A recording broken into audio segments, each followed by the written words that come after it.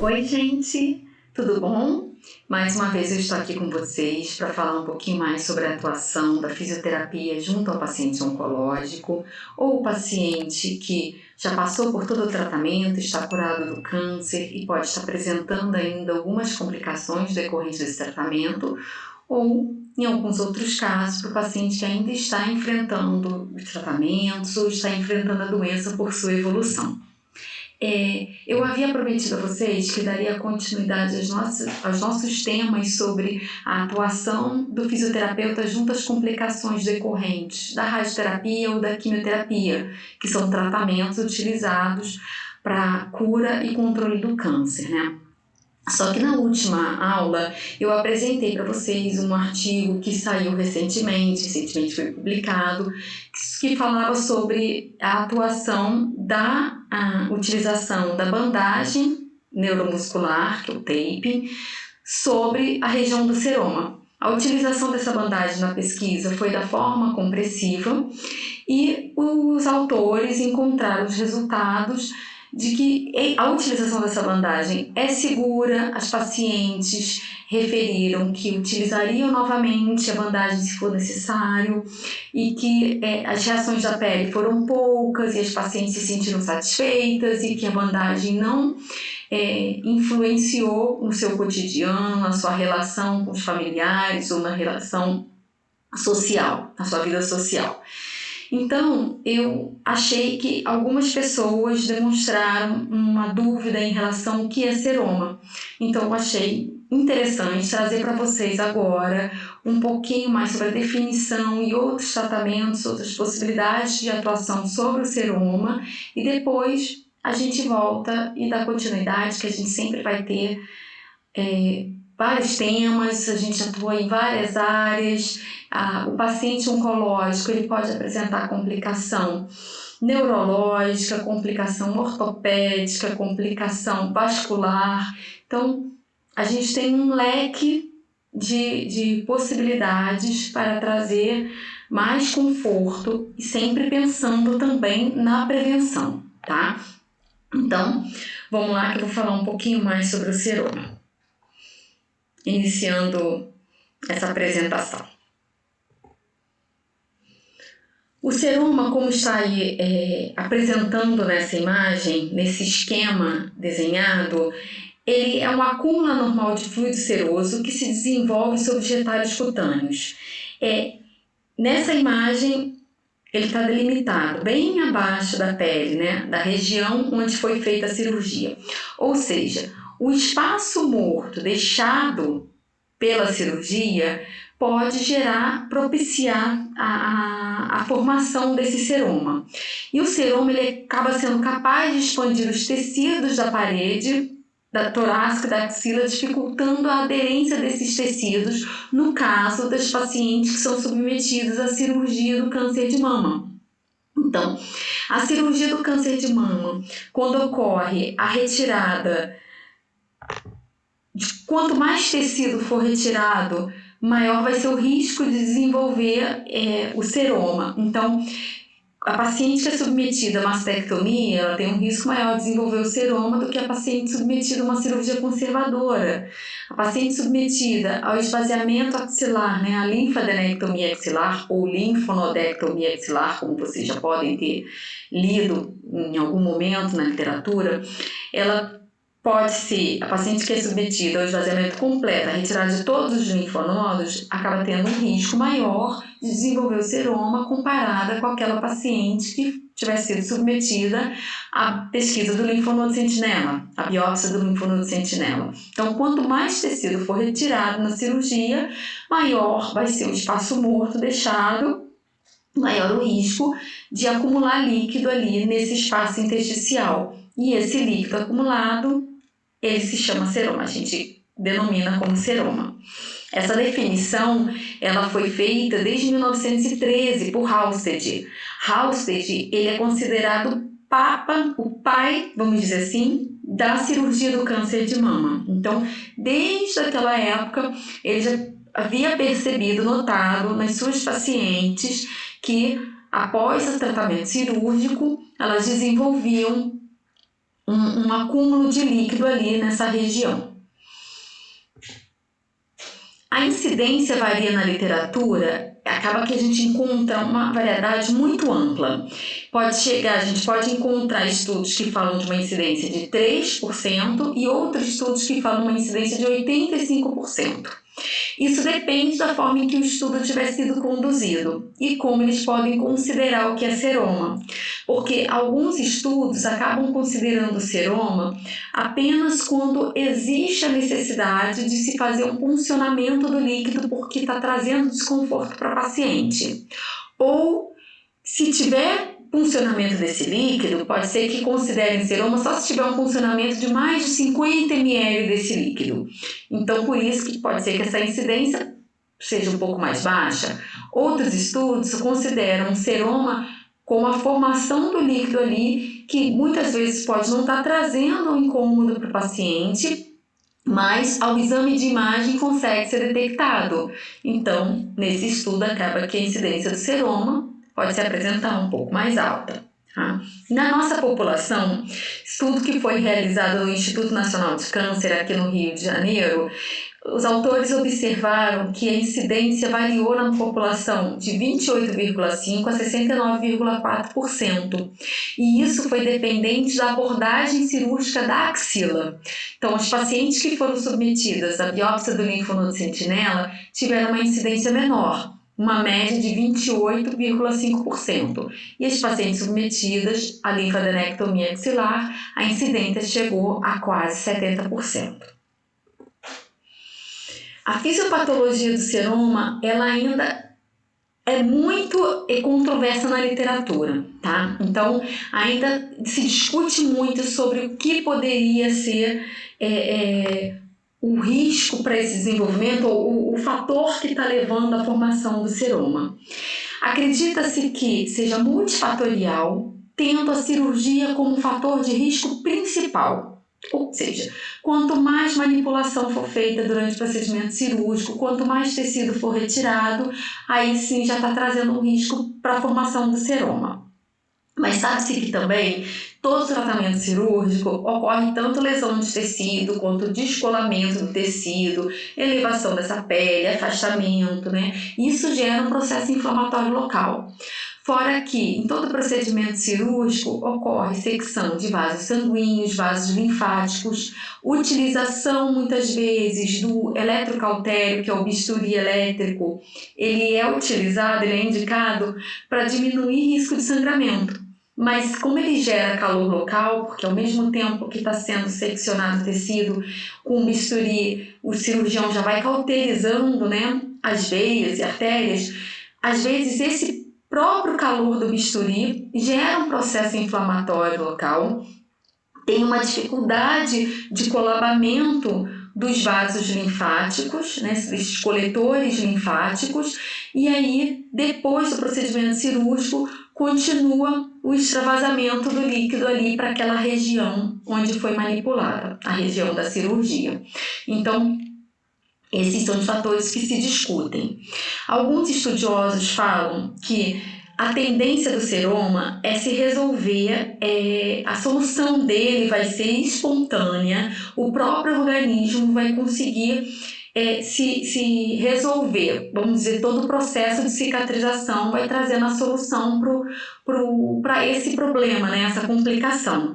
Mas, e aí eles falam, né, que no terceiro dia pós-cirúrgico, a gente tem um índice maior de acúmulo de líquido ali, e aí, com o tempo, o organismo vai se regenerando. Por isso que discute-se a possibilidade, né, do que se pode fazer para a prevenção do seroma. E aí eu vou apresentar para vocês quais são essas técnicas, essas possibilidades. A questão é que é importante a gente entender o que é o seroma em si, né? Então, muitos estudiosos, muitos autores, pesquisas afirmam que o momento em que começa a acumular o líquido, extravasar o líquido, já pode ser considerado seroma. Mas, no geral, o que a gente acredita-se que, após a retirada do dreno de sucção, que é um recurso que é utilizado para prevenção do seroma. Então, esse recurso ele é colocado no intraoperatório. Muitos pacientes saem do procedimento cirúrgico já com um dreno.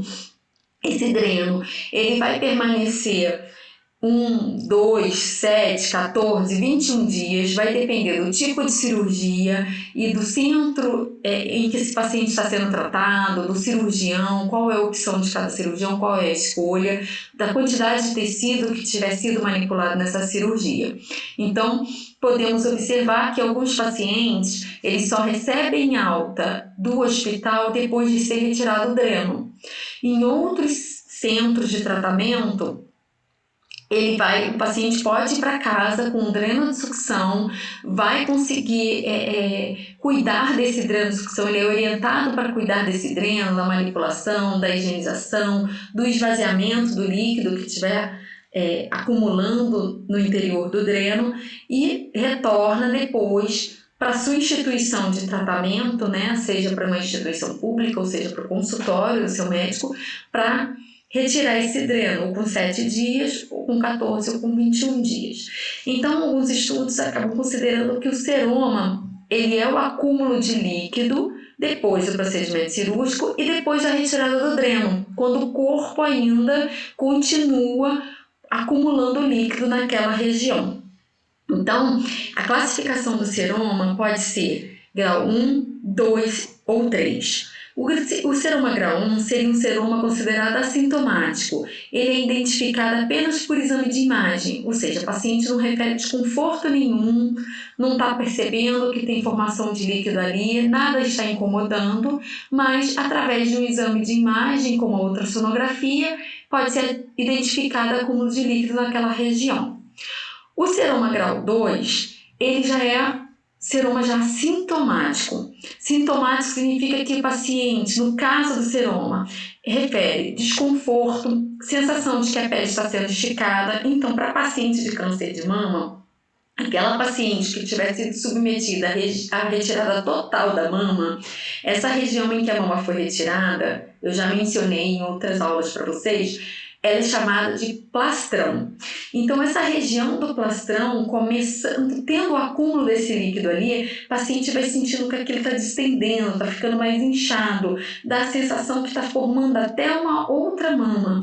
Então, o paciente refere que está tendo a sensação de que a pele está ficando esticada, uma sensação de dormência, de dolorido naquela região, tá? E aí, para trazer alívio desse sintoma, é feita, então, a aspiração simples com agulha. Essa técnica de aspiração simples ela é realizada muitas vezes pela equipe de enfermagem ou pelo próprio cirurgião. E aí vai-se fazer essas punções repetidas, essas aspirações sucessivas vezes, tanto quanto for necessário até trazer o alívio completo da paciente, ou seja, até o próprio organismo parar de produzir esse líquido ali, parar de depositar líquido nessa região, tá? E o seroma grau 3 seria também o seroma sintomático quando as funções aspirativas não trouxeram alívio ou quando o organismo não conseguiu chegar à resolução de parar de produzir esse líquido, e aí nesse caso então vai necessitar muitas vezes de intervenções que são mais invasivas do que uma simples aspiração. Então pode ser a infusão de alguma substância esclerosante ali, infusão de talco, para que realmente ocorra o colabamento desses coletores linfáticos e pare de minar o líquido para aquela região, tá? E em alguns casos mais raros, muitas vezes o seroma acaba se encapsulando, fibrosando na região, trazendo dor para o paciente e pode ser necessária então uma nova intervenção cirúrgica para a retirada desse tecido fibrosado. Os fatores de risco que estão relacionados com seroma podem ser relacionados a procedimentos anteriores. Então, estudos já mencionam que pacientes que foram submetidos a quimioterapia neoadjuvante ou pacientes de câncer de mama que já foram submetidas antes da cirurgia a tratamento com bloqueador hormonal se o tumor dela, né, se o câncer for dependente de hormônio para se desenvolver, vamos dizer assim, hormônio feminino, seja estrogênio, progesterona, existe tratamento com bloqueador hormonal, que a gente chama de terapia, né, endócrino ou hormonioterapia. Então, alguns estudos já mencionam que a utilização de um dos bloqueadores hormonais, que é o tamoxifeno, pode trazer o risco para desenvolvimento do seroma no pós-operatório. E também paciente que foi submetida à biópsia anterior ao procedimento cirúrgico. O próprio tratamento cirúrgico traz um risco, né, pela utilização do bisturi elétrico, como eu mencionei, né, do eletrocautério, por gerar calor ali, maior tecido que for retirado, maior número de linfonodos que tiver sido retirado, maior manipulação, maior tempo cirúrgico, estudos que falam sobre formação do seroma no tratamento do câncer de mama também mencionam que uma mama mais pesada pode trazer um risco maior de desenvolver o seroma quando comparada às pacientes com mamas menores, mamas mais leves. E os fatores pessoais, ou seja, o índice de massa corporal, quanto maior o índice de massa corporal, maior o risco para desenvolver o seroma, a idade, as pacientes hipertensas, pacientes diabéticas têm uma chance maior de desenvolver o seroma no pós-operatório. Mas, por outro lado, a gente sabe também que o seroma ele não traz uma ameaça à vida da paciente, ele não traz risco de morte para nenhuma paciente, tá? Mas ele está diretamente relacionado à necrose do tecido nesse processo de cicatrização, a decência dos pontos cirúrgicos, infecção no local e, para paciente de câncer de mama, também traz um risco para restrição dos movimentos do membro superior homolateral à cirurgia, porque a paciente, por estar desenvolvendo seroma, sente receio em movimentar aquele membro e acaba parando de realizar os exercícios que são orientados, que a fisioterapia pode e deve orientar desde o pré-operatório, mas uma vez que o paciente apresenta alguma complicação, ela fica com receio de se movimentar e aí acaba desenvolvendo uma capsulite adesiva nesse ombro. E com isso, essas complicações vão gerar um retardo, né, nesse período de recuperação pós-operatória e, consequentemente, um atraso para a terapia adjuvante, principalmente se a paciente tiver indicação de fazer radioterapia. Porque, como eu mencionei na aula anterior em que eu falei sobre o artigo, a paciente para fazer a radioterapia, paciente do câncer de mama, se ela tiver indicação de radioterapia, ela precisa ficar posicionada numa maca assim, ou seja, com uma flexão, uma abdução. Então, quanto mais completo tiver o movimento, mais fácil será para a paciente estar posicionada durante o processo de receber a radiação, né, durante a radioterapia. Então, é por isso que é importante a gente se preocupa em como essa paciente vai cursar no pós-operatório. E aí, por essa preocupação, muitos pesquisadores discutem qual seria a melhor abordagem possível para se prevenir, então, o seroma. E aí, o padrão ouro, né, como eu já mencionei para vocês, o drenosucção, ele é então considerado padrão ouro. Ele é utilizado como protocolo em vários locais do mundo, principalmente para a cirurgia do câncer de mama. O que não está definido ainda é qual o tempo adequado de se ficar com o dreno, porque muito se discute sobre o tempo de permanência. Quanto mais tempo ficar com o dreno, maior o risco depois de gerar um processo inflamatório local e acabar, ao invés de estar prevenindo o seroma, facilitar a formação do seroma.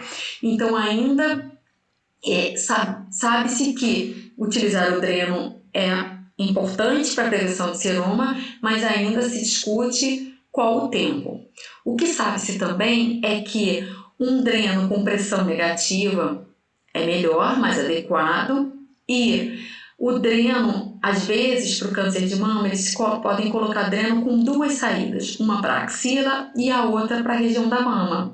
Então, hoje já sabe-se que utilizar o dreno com 2 ou mais saídas não traz o benefício para a paciente comparado com um dreno de apenas uma saída. E aí, um dreno de uma saída, por ter menos um objeto ali invadindo a região, ele é melhor em relação a gerar um processo inflamatório no local. Então, é isso que já tem na literatura, tá? Então, utiliza-se o dreno sim, o dreno com uma saída ele é melhor do que o de 2 ou mais saídas, mas o tempo ainda de permanência com o dreno ainda é bastante discutido.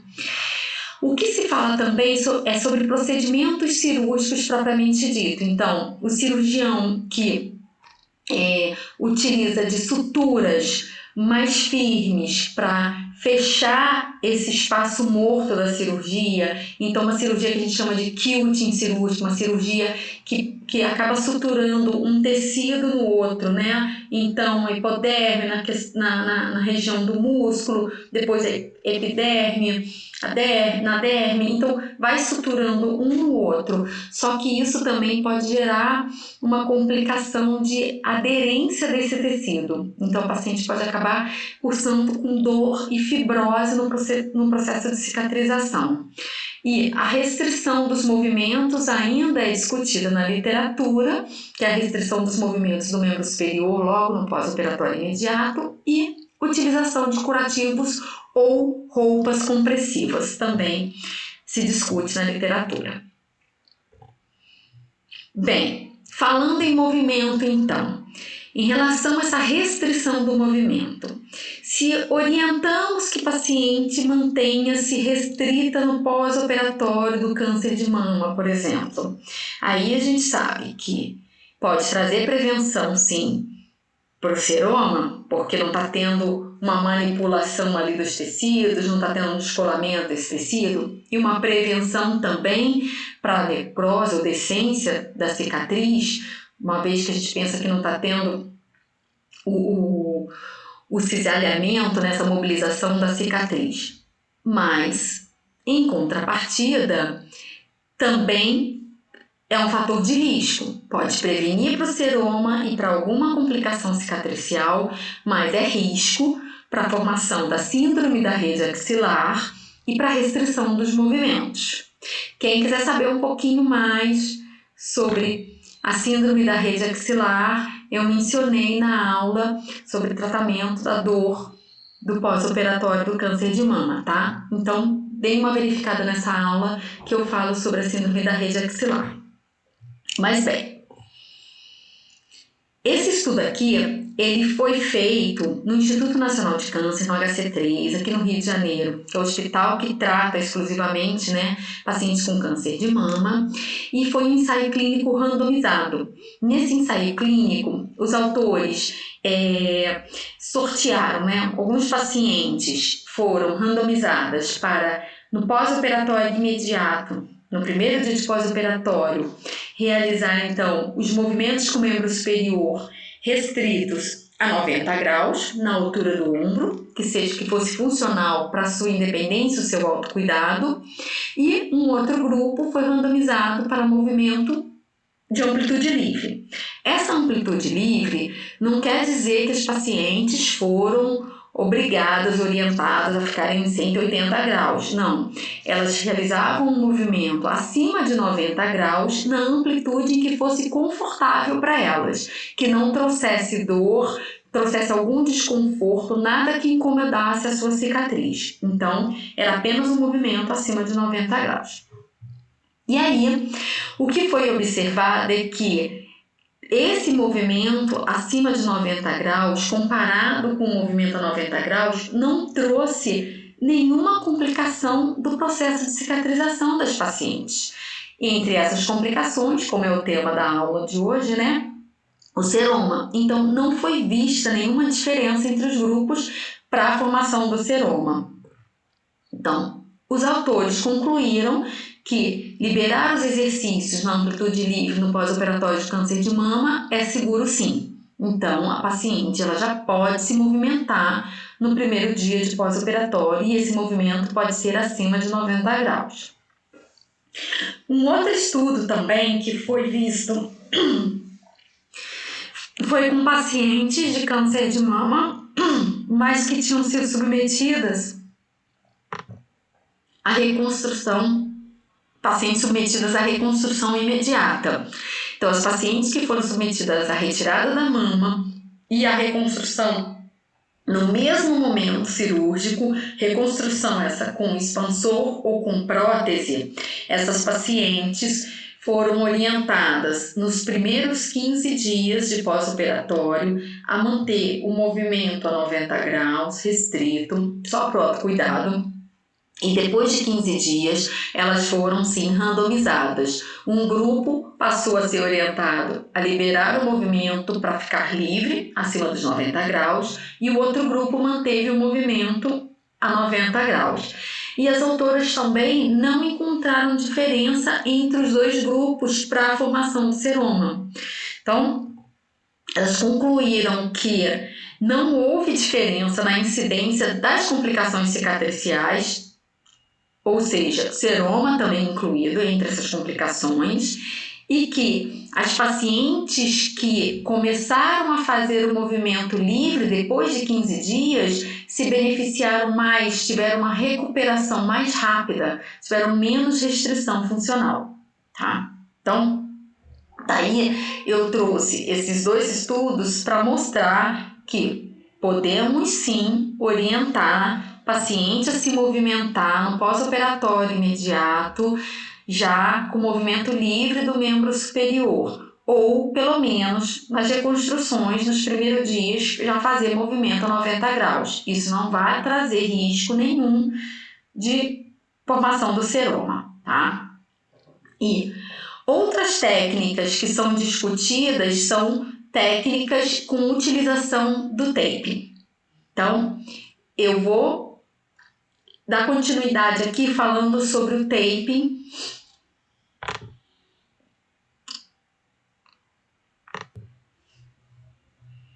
Na próxima aula para vocês, tá? Então não percam a continuidade dessa aula, que eu vou falar um pouquinho mais sobre a atuação em relação ao seroma. Quais são os procedimentos que a gente pode realizar em relação ao seroma.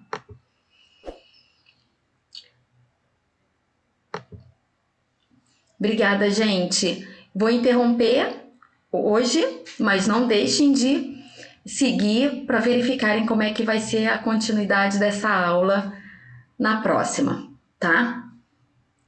Até breve!